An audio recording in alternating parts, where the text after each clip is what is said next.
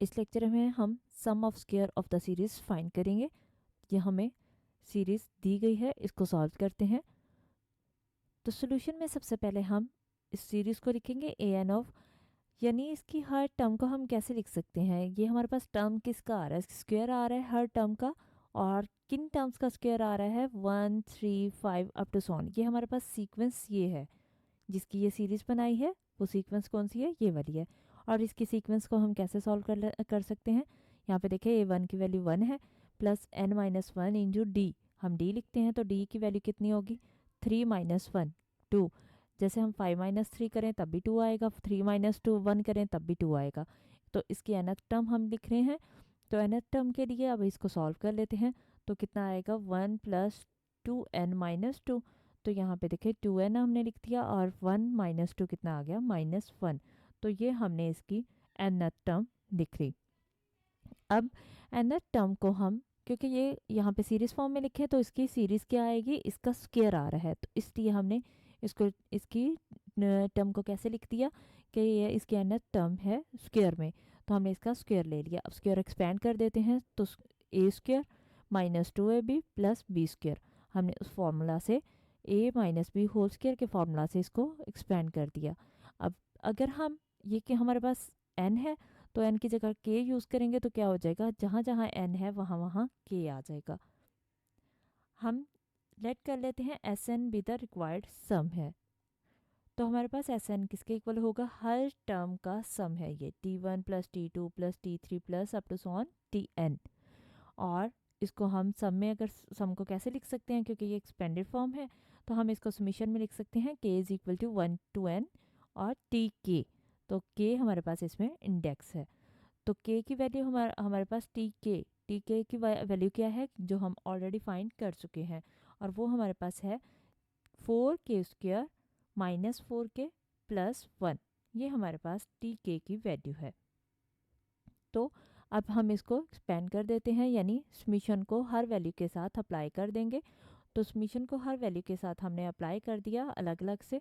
और यहाँ पे देखें कि ये कांस्टेंट नंबर है, 4 कांस्टेंट है, इसी तरह से यहाँ पे 4 कांस्टेंट है।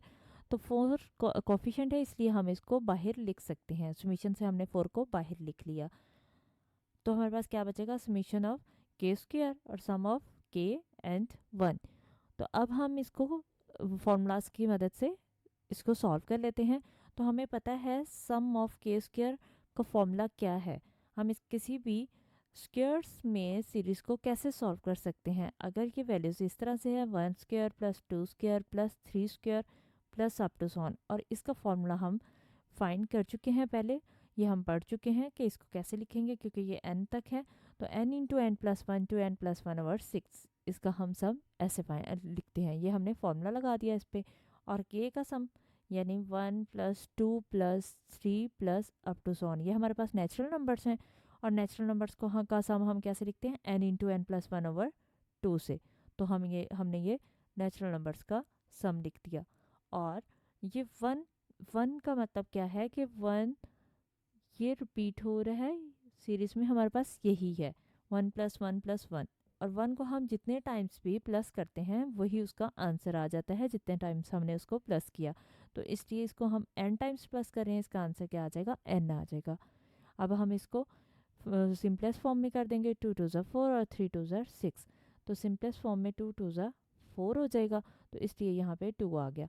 तो हमने यहाँ तक इसको फाइंड किया। अब यहाँ पे हम देखते हैं, ये टर्म है, मैंने आपको स्टेप आपके लिए रिपीट कर दिया है। तो यहाँ पे हमने n कॉमन ले लिया, क्योंकि n हर वैल्यू में आ रहा था इसलिए हमने कॉमन ले लिया। तो अब इसको सॉल्व कर लेते हैं। इसका एलसीएम कितना आएगा, कि डिनोमिनेटर में a की वैल्यू है 3, तो एलसीएम 3 आएगा, क्योंकि डिनोमिनेटर और एलसीएम सेम है। तो इसलिए ऊपर वाली ये पूरी टर्म भी यहाँ पे सेम आ जाएगी, लेकिन इसके डिनोमिनेटर में कुछ नहीं है, तो इसलिए 3 इससे मल्टीप्लाई होगा, 3 2 से मल्टीप्लाई होगा, कितना आएगा 6 इंटू एन प्लस 1 उसी तरह से। और इसके डिनोमिनेटर में कुछ नहीं है तो 3 इससे मल्टीप्लाई हो जाएगा, 3 1 सा 3 आ गया। अब हम ब्रैकेट को एक्सपेंड करेंगे।